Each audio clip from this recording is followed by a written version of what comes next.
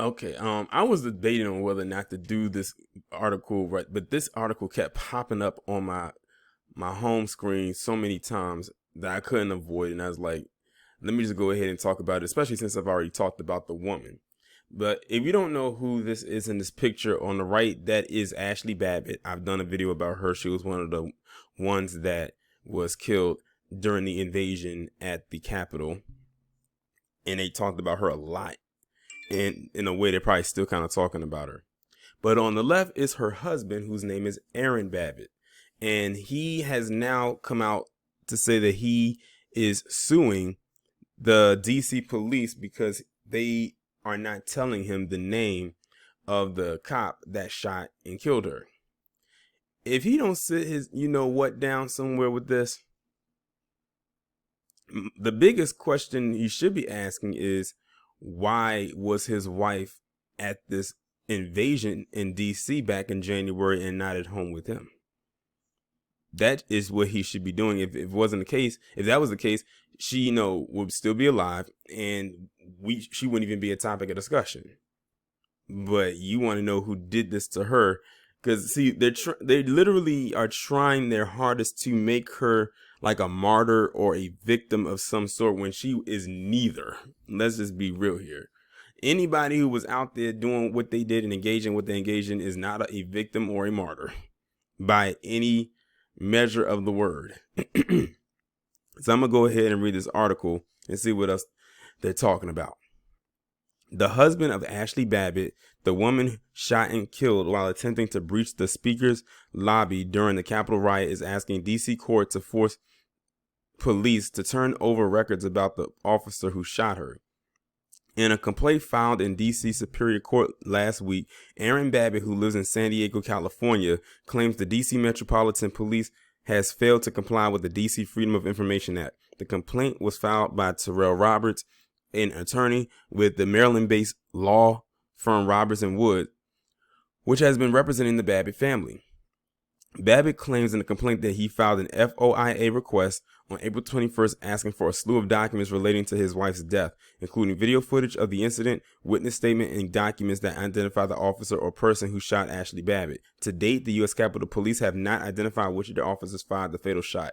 And in this moment that I just read that paragraph, you know what that reminds me of? A lot of the times when black people are killed unarmed and unjustly by these terrorists, and we ask a bunch of questions and nothing comes forward. Well, look at this situation right here. It sounds real parallel, doesn't it? But see, the thing, hers could have been avoided had she kept her ass in San Diego. No, she traveled over 2 time zones. Well, we had traveled through 2 time zones, the West Coast and the Midwest, to come to the East Coast, and had a layover to get over here to go and engage in the activity in which she engaged in, and the result is her being now deceased. DC police were tasked with investigating the shooting. Their investigation led to the Department of Justice announcing in April that it would not be pursuing charges against the officer in the shooting, saying there was insufficient evidence to support a criminal prosecution. Sounds even more familiar. Sounds even more familiar now, doesn't it? And truth be told, that's what PC is scared of. They scared that stuff like this could happen to them more often. But see, like I said, theirs could have been avoided. They did. Let's be real. I don't even think many of them want to take them out. I mean, look at how many of them still lived compared to how many died. Like, I think, what was it? Only 2 people that died? Her and another cop.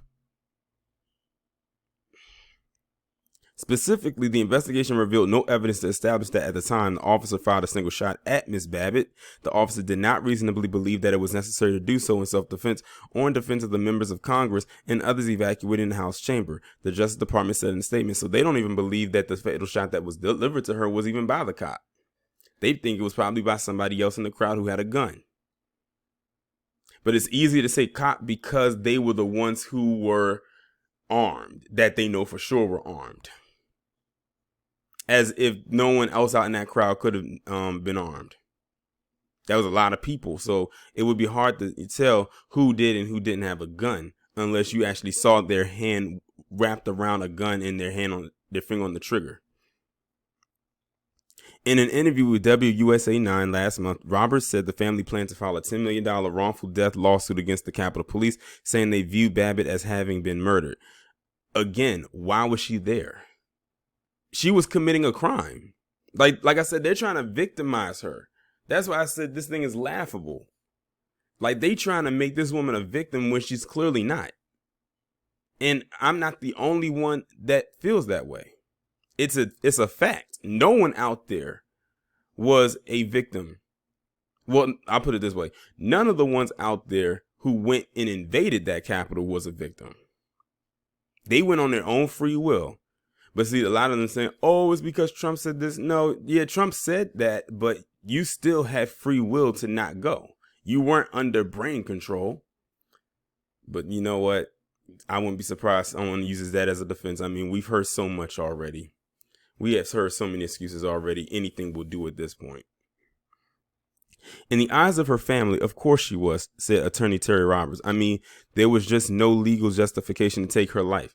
See, in the eyes of her family, not in the eyes of the majority. And most definitely probably not in the eyes of those who are supposed to be over this.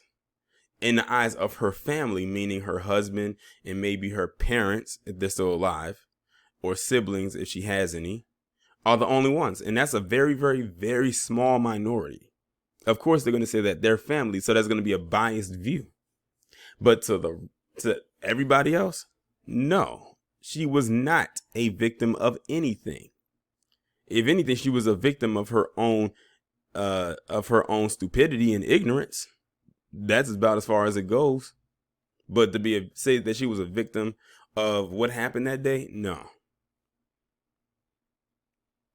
Babbitt, an Air Force veteran, was a fanatical supporter of former President Donald Trump, according to family members. In the weeks leading up to the Capitol riot, her social media profiles were filled with references to the QAnon and Pizzagate conspiracy theories and accusations that then-President-elect Joe Biden was part of a child sex cabal, a common theme of the QAnon conspiracy theory. Oh, Marjorie Taylor Greene would love her.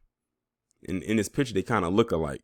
On January 1st, Babbitt tweeted that she would be in DC on January 6th, along with the WWG1WGA. I don't even know what that is, denoting the QAnon phrase, where we go one, we go all. Okay, that's what it means. The day before the Capitol riot, Babbitt tweeted, "Nothing will stop us. They can try and try, but the storm is here and it is descending upon DC in less than 24 hours. The storm is also a central part of the QAnon conspiracy theory, representing the day that Trump would initiate the mass arrest of Democrats." Does this sound like a woman who's a victim to you? Just hours before the Capitol riot, archive post from Babbitt's account shows she retweeted a post from pro-Trump lawyer Lynn Wood calling for Vice President Mike Pence to resign and be charged with treason. Once inside the U.S. Capitol building on January 6th, video shows Babbitt was a part of a mob of dozens of rioters using improvised weapons to break the glass on doors and windows leading into the Speaker's lobby.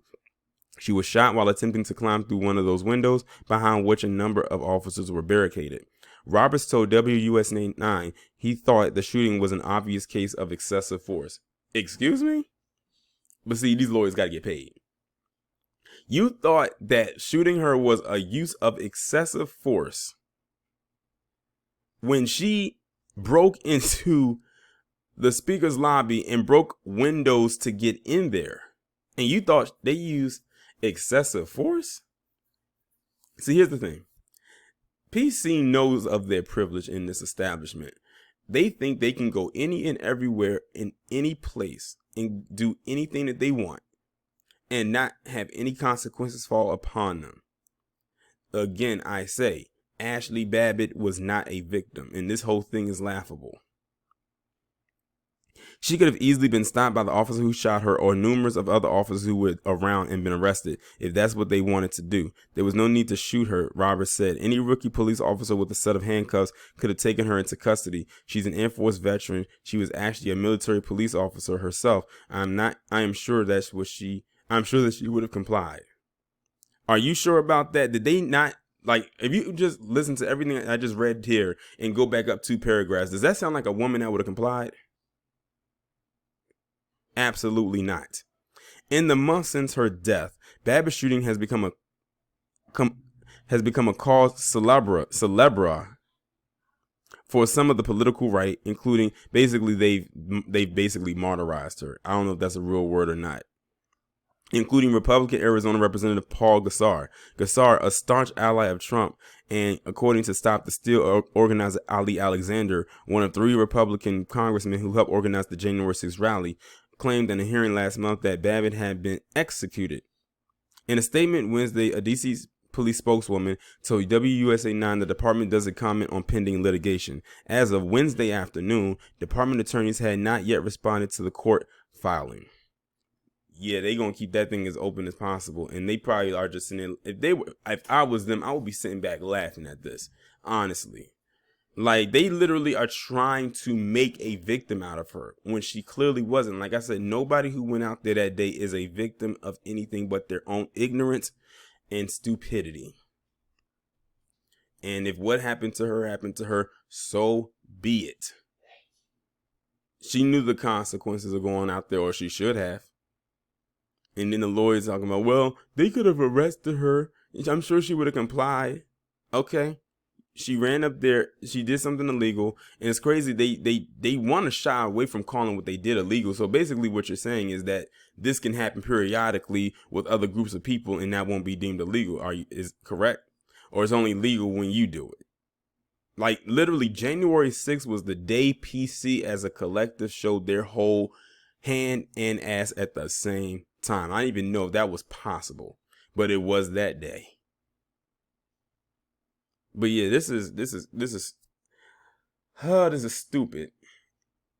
It wouldn't surprise me if this actually went through, but it also wouldn't surprise me if it didn't go through either. Like, I'm just like this. I find this as entertainment to me because I don't have a dog in this fight. I'm just talking about it because it kept popping up. But I'm actually kind of glad that I did so we could read the filth in which that lawyer in particular was talking about. And as far as her husband, I don't know what you were doing or weren't doing, but clearly not enough to not keep your wife at home that day. But here we are. Y'all let me know what y'all think down in the comments, and I'll talk to you in the next one.